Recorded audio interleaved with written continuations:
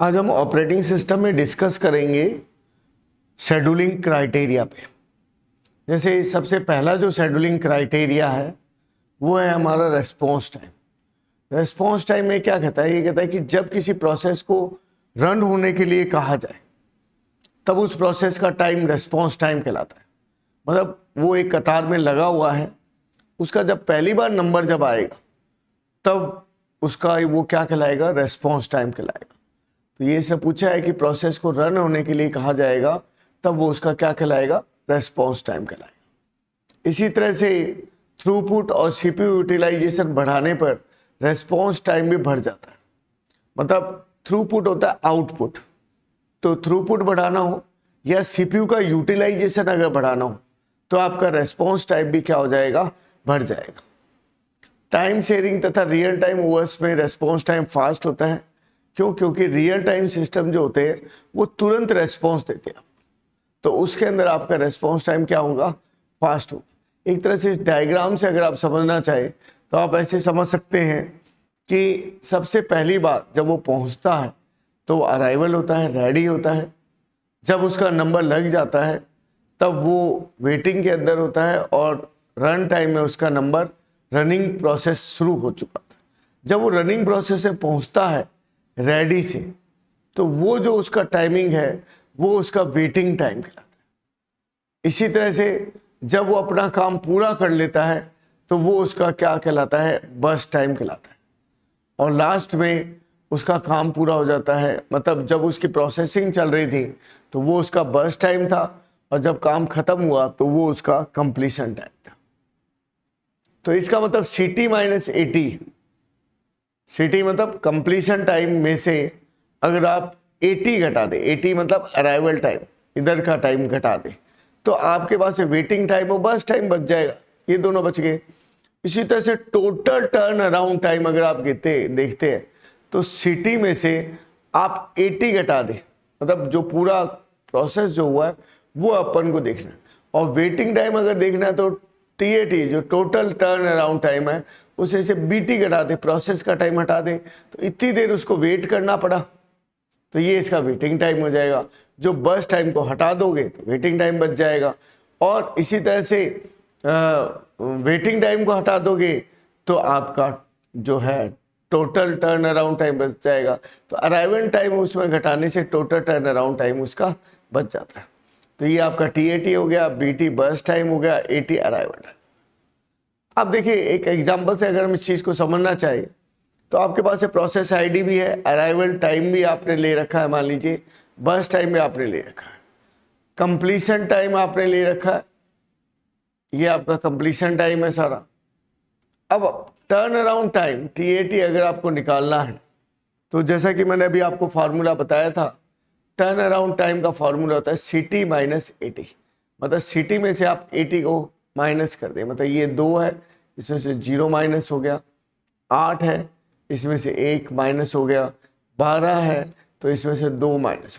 मतलब CT में से AT को अगर माइनस कर देते हैं तो आपका बचता है टर्न अराउंड टाइम, बाकी चीजें दी हुई होगी। अब वेटिंग टाइम की अगर बात करें तो वेटिंग टाइम मैंने क्या कहा? टर्न अराउंड टाइम में से BT घटा दो। अब ये आपका टर्न अराउंड टाइम है, इसे से BT घटा दिया आपने, 0 बच गया, 7 में से 6 गया, 1 बच गया। इस तरह से आप टर्न वेटिंग टाइम निकाल सकते हैं। और एवरेज वेटिंग टाइम निकालना हो तो आप क्या करेंगे? जो ये टोटल जो आपका निकला है 31, उसको डिवाइडेड किसे कर देते हैं? 5 से। मतलब जैसे ये मान लीजिए अलग अलग प्रोसेस है, पहले वाले ने 0 लिया, दूसरे वाले ने 2 तक लिया है, उसके बाद तीसरे वाले ने आपके 8 तक लिया है। तो ये इस तरह से जो ये है नेक्स्ट 1 to 1 वो हम लोग इसके अंदर क्या कर लेते हैं? शामिल कर लेते हैं। और लास्ट उस चीज को डिवाइडेड किससे कर दिया? टोटल हमारे प्रोसेस कितने थे? 5, उससे हमने इसको भाग लगा दिया। अब हम डिस्कस करेंगे क्रिटिकल सेक्शन प्रॉब्लम में। क्रिटिकल सेक्शन प्रॉब्लम जिसको बोलते हैं requirement for a solution to the critical section problem. ये कहता है कि जब हम एक या एक से अधिक प्रोसेस को एक सीक्वेंस में रन करते हैं, मतलब 1 by 1 हम उसे रन करते हैं, तथा यदि वे सभी प्रोसेस डेटा को शेयर कर रहे हैं, जितने भी प्रोसेस है वो डेटा को शेयर कर रहे हैं, तब हमें जरूरत किसकी पड़ती है? सिंक्रोनाइजेशन की आवश्यकता पड़ती है। तो सभी प्रोसेस एक निश्चित ऑर्डर में कार्य करने की कोशिश करते हैं, जिसे हम क्या बोलते हैं, रेस कंडीशन। मतलब सब ये चाहते हैं कि हमारा काम जो है वो पूरा हो जाए, तो मान के चलो कि उनके बीच रेस कंडीशन बनेगी।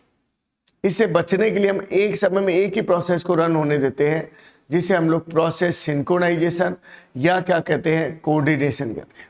मतलब एक समय में एक ही प्रोसेस रन हो पाएगा, तब वो प्रोसेस सिंक्रोनाइजेशन कहलाएगा या क्या कहलाएगा, कोऑर्डिनेशन कहलाएगा। इसे निम्न तरीकों का उपयोग लिया जाता है। एक होता है पहला क्रिटिकल सेक्शन हो गया, दूसरा सीमाफोर हो गया और तीसरा मॉनिटर हो गया।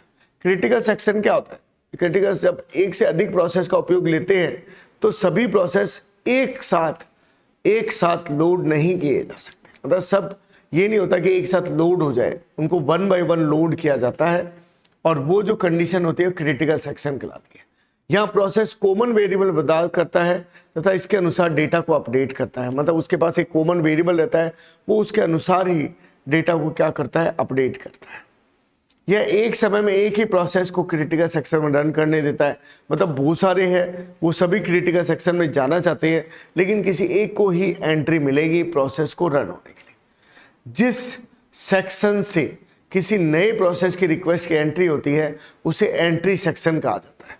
मतलब जहां से वो स्टार्टिंग शुरू कर रहा है वो उसका एंट्री सेक्शन है, और जहां से वो एंड होता है वो उसका एग्जिट सेक्शन है। क्रिटिकल सेक्शन में 3 भाग होते हैं। पहला होता है म्यूचुअल एक्सक्लूजन, दूसरा होता है प्रोसेस, तीसरा होता है बाउंडेड वेटिंग। म्यूचुअल एक्सक्लूजन क्या होता है? जब कोई प्रोसेस क्रिटिकल सेक्शन में है तो वो दूसरे को रन होने नहीं देता, दूसरे को एंटर होने नहीं देता। तो ये हमारा क्या है? ये हमारा म्यूचुअल एक्सक्लूजन है। फिर नेक्स्ट चीज है प्रोसेस प्रोग्रेस। यदि किसी प्रोसेस को रन किया जाता है तब सभी प्रोसेस क्रिटिकल सेक्शन में एंटर होना चाहते हैं। सब ये चाहते हैं कि हम लोग रन हो जाए। अब केवल वे ही प्रोसेस क्रिटिकल सेक्शन में एंटर होते हैं जो रिमाइंडर सेक्शन में ना, जो एंड होने वाले नहीं है वही क्रिटिकल सेक्शन में एंटर रहेंगे। अब बाउंडेड वेटिंग में हम क्या करते हैं, प्रोसेस के लिए एक टाइम निश्चित कर देते हैं, उतने टाइम में उसको प्रोसेस क्या करना होता है, कंप्लीट करना होता है।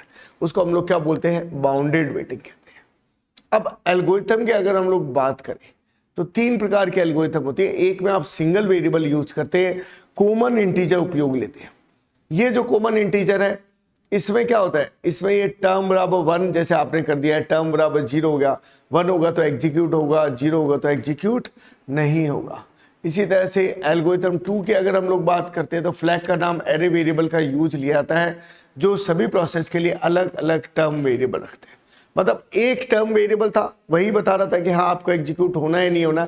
एक ये है कि जितने भी प्रोसेस है उसको एरे के रूप में हम लोग बना देंगे और सबके लिए अलग अलग टर्म वैल्यू हम लोग रखेंगे, तभी वह रन होगा। एल्गोरिथम 3 ये कहता है चलो दोनों को मिला देते हैं, कंप्लीट के लिए भी एक वेरिएबल ले लेते हैं जो कि हो गया फ्लैग हो गया और या टर्म हो गया, और दूसरा जो वेरिएबल है अलग अलग के लिए भी रख सकते हैं जैसे कि फ्लैग हो गया। अब अगर आगे हम डिस्कस करें, अगर हम इसे आगे डिस्कस करें तो हम लोग डू का लूप चला रहे हैं, वाइल पे खत्म कर रहे हैं। तो एंट्री सेक्शन हो गया, क्रिटिकल सेक्शन जहाँ एग्जीक्यूट हो रहा है एग्जिट सेक्शन हो गया, और जो बचा हुआ हो गया वो हमारा रिमाइंडर सेक्शन हो गया। नेक्स्ट चीज क्या है, नेक्स्ट है सीमाफोर। सीमाफोर क्या होता है? सीमाफोर होता है एक इंटीजर वेरिएबल आप लोग रखते हैं जो कि क्रिटिकल सेक्शन की समस्या को सॉल्व करता है।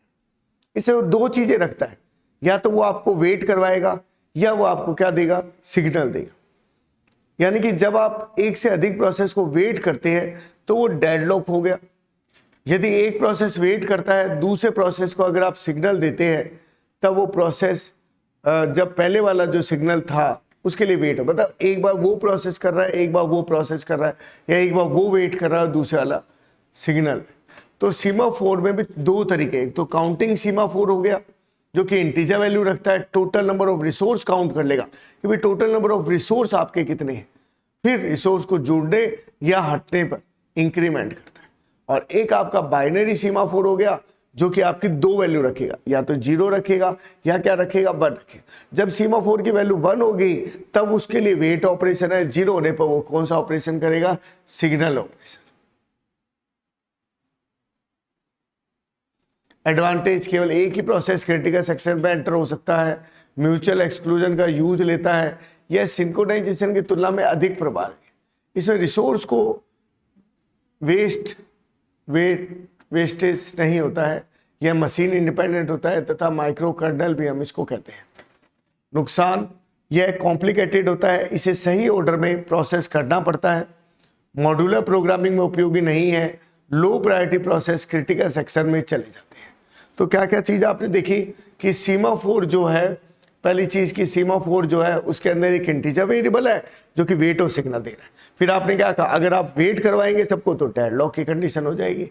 फिर आपने क्या कहा, एक प्रोसेस वेट कर रहा है तो दूसरे को सिग्नल है, दूसरे को सिग्नल है, पहले को वेट है, तो ये हो गया आपका सीमाफोर। ये आप क्या कर सकते हो, इसके अंदर आप जितनी बार आपको वेट करने को कहा गया उतनी बार ही आपको क्या मिलेंगे, सिग्नल मिलेंगे। जब जितनी बार वेट करोगे उतनी बार प्लस होगा, फिर वापस से आपका क्या होगा, माइनस होगा।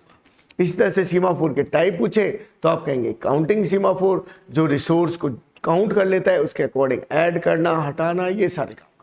और एक हो गया बाइनरी सीमाफोर, जो 0 तथा 1 दो वैल्यू को रखता है। 0 होने पर या 1 होने पर तो वो ऑपरेशन करेगा और एक दूसरे होने पर नहीं करेगा। इसी तरह से क्रिटिकल सेक्शन में एंटर करने का, म्यूचुअल एक्सक्लूजन का यूज करेगा, सिंक्रोनाइजेशन तुलना को अधिक प्रभावी करेगा। मतलब सिंक्रोनाइजेशन मतलब प्रोसेस जो है वो आपस में मैनेज हो जाएंगे, रिसोर्स वेस्टेज नहीं होगा, और इसको बोला क्या जाता है, माइक्रो कर्नल। अगर कल को पूछा जाए कि सीमाफोर को क्या बोला जाता है तो आपको ध्यान होना चाहिए कि इसे माइक्रो कर्नल कहते हैं। नुकसान क्या है, नुकसान यही है कि कॉम्प्लिकेटेड तरीका है, बड़े ऑर्डर के लिए उपयोगी नहीं है, और उसके अलावा मॉड्यूलर प्रोग्रामिंग में उपयोगी नहीं है। तो ये सब चीज़ें इसके होगी। अगले जो वीडियो है उसमें हम लोग रीडर राइटर प्रॉब्लम को समझेंगे।